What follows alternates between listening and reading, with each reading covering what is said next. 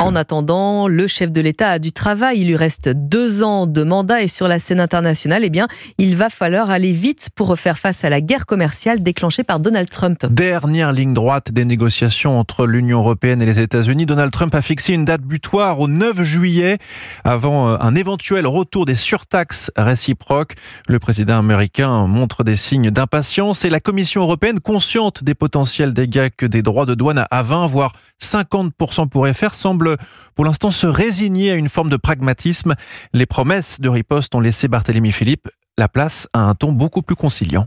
Oui, la présidente de la Commission, Ursula von der Leyen, affirme que l'Union européenne est prête à un accord avec les États-Unis, quitte à ce qu'il soit déséquilibré. Les 27 devraient finalement s'accommoder du tarif universel de 10% sur lequel Washington ne cède rien à personne.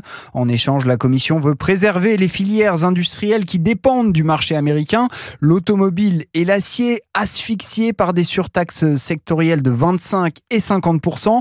Washington pourrait faire un geste qui profiterait surtout à l'Allemagne, selon l'économiste Anthony Morlet-Videli. C'est essentiellement l'Allemagne qui exporte le plus ses biens. Si ces biens bénéficient d'une exemption, l'Allemagne sera logée à une bien meilleure enseigne que la France. Est-ce que la Commission négocie bien au nom des 27 ? Pour obtenir quelques concessions, Bruxelles devra probablement importer beaucoup plus d'hydrocarbures américains.